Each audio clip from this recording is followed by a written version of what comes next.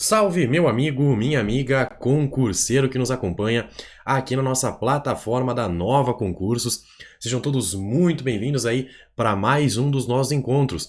Aos que ainda não me conhecem, eu sou o professor Leonardo Arpini, sou responsável pela área penal aqui na casa. E hoje, meus queridos, eu tô aqui para dar início com vocês a um projeto que nós lançamos aqui na Nova Concursos, que são algumas pegadinhas da Polícia Civil do Estado de São Paulo, que nós vamos fazer aí com você ao longo da semana. Então, a cada dia você vai ter alguma pegadinha da Polícia Civil do Estado de São Paulo para você resolver conosco aqui na plataforma do Nova. Começando por mim, professor de Direito Penal, e logo na sequência aí a gente vai ter Lógica com o professor Kaká. Mas só para colocar vocês dentro do nosso projeto.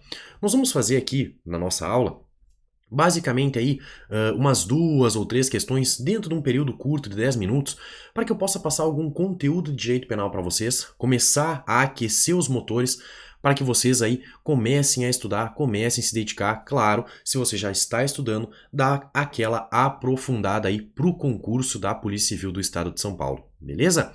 Qualquer dúvida que vocês tenham, por favor, não hesitem. Pode me procurar lá no Instagram, no @prof.arpini, que com o maior prazer eu vou fazer questão de auxiliar vocês, beleza? Vem comigo pra cá então, ó. Deixa eu colocar aqui na tela pra vocês. Vamos lá, ó. Vou falar com vocês aí sobre um pouquinho de direito penal para o concurso da Polícia Civil do Estado de São Paulo, beleza? Vem comigo aqui, ó. Falando um pouco sobre a parte geral do nosso Código Penal. É o seguinte. A respeito dos artigos 13, deixa eu só pegar a caneta aqui. Vamos fazer o seguinte. Aqui. A respeito dos artigos 13 a 25 do Código Penal, é correto afirmar. Vamos lá. A redução da pena em virtude do arrependimento posterior aplica-se a todos os crimes, excepcionando apenas os cometidos com violência. Vamos lá. Letra B. O erro quanto à pessoa, quanto a qual o crime é praticado, não isenta de pena, considerando-se, no entanto, as condições ou qualidades da pessoa contra quem o agente queria praticar o crime e não as da vítima atingida. Letra C. O agente que, por circunstâncias alheias à própria vontade, não prossegue na execução do crime, só responde pelos atos já praticados. Letra C. Letra D. O dever de agir para evitar o resultado incumbe a quem tenha por lei ou convenção social obrigação de cuidado, proteção ou vigilância. Letra E. São excludentes da ilicitude o estado de necessidade e a legítima defesa, não sendo punível o excesso por ser praticado com culpa. Vamos lá, deixa eu explicar para vocês. Ó. Vamos começar aqui pela letra E, então. Vamos começar de baixo para cima e aí eu vou subindo, tá? Primeira coisa, são excludentes de ilicitude o estado de necessidade. O estado de necessidade está certo. A legítima defesa? Também. Só que olha só o que diz aqui, ó. Não sendo punível o excesso se praticado por culpa. Vocês têm que lembrar que lá no artigo 25, parágrafo único do nosso Código Penal, nós temos a figura do excesso na legítima defesa. E o excesso na legítima defesa, ele pode ser praticado tanto dolosamente, ou seja, o excesso doloso, ou o excesso culposo. Aí olha só, a questão diz assim, ó, não sendo punível o excesso se praticado por culpa. Errado. Por quê? Porque mesmo que o excesso seja culposo, havendo a previsão em lei, o indivíduo vai responder por esse excesso de legítima defesa, tá? Então, a letra E, ela tá errada. Vamos lá, para a letra D, ó. O dever de agir para evitar o resultado incumbe a quem tenha por lei ou convenção social obrigação de cuidado, proteção ou vigilância. Isso aqui, meus queridos, nós estamos falando dos crimes previstos no artigo 13. Na verdade, nós estamos falando da figura dos crimes comissivos por omissão, que estão previstos lá no artigo 13, parágrafo 2º do Código Penal. Especialmente, essa alternativa aqui, ó, ela está tratando da linha A, tá?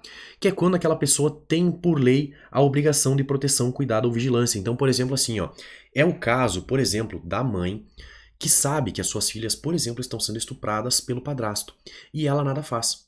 Ela, assim como o padrasto será responsabilizado pela prática do crime de estupro de vulnerável, do artigo 217-A do nosso Código Penal. E a mãe, de forma comissiva por omissão. Por quê? Porque a omissão, meus queridos, deixa eu explicar para vocês. A omissão, em tese, ela é quando o indivíduo nada faz. Ou seja, a omissão é um não fazer.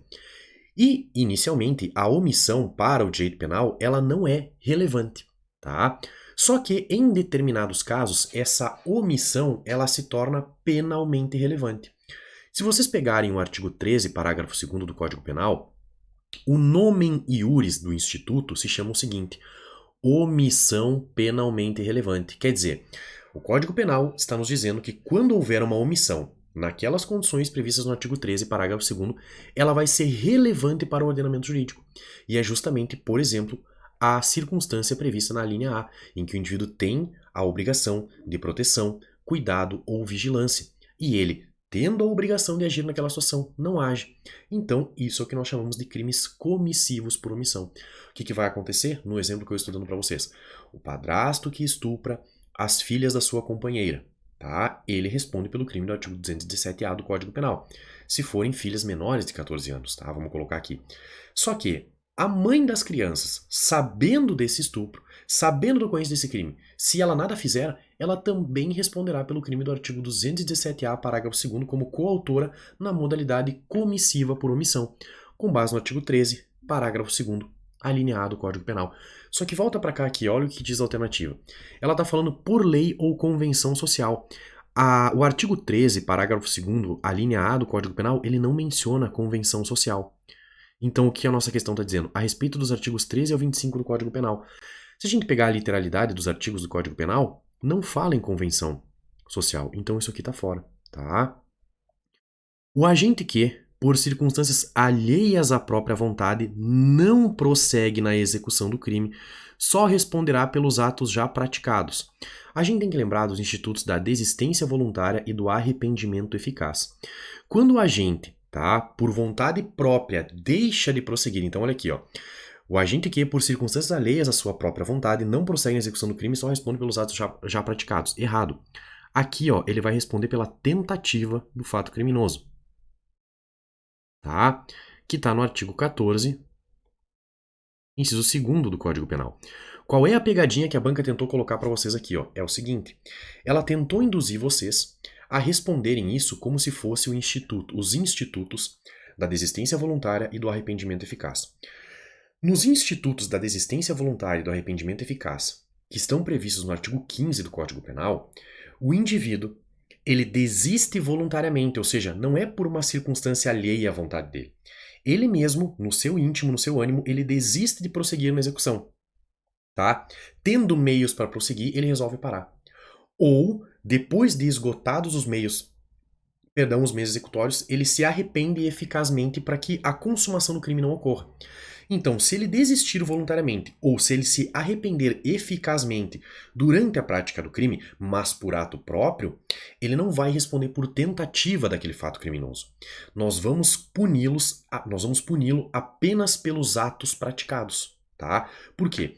Porque a desistência voluntária e o arrependimento eficaz, que estão lá no artigo 15 do nosso Código Penal, eles são excludentes da adequação típica do crime tentado. Então o indivíduo não vai responder pela tentativa do crime, mas sim somente pelos atos até então praticados, tá certo? O que a banca fez aqui? Ela misturou os institutos da desistência voluntária e do arrependimento eficaz com a tentativa, induzindo vocês a pensar que o indivíduo que desiste voluntariamente ou que se arrepende eficazmente responde pela tentativa. E não é isso, tá certo? Volta aqui, ó. O agente que, por circunstâncias alheias à própria vontade, ele não prossegue na execução do crime. Não prosseguir na execução do crime, isso aqui é desistência voluntária, tá?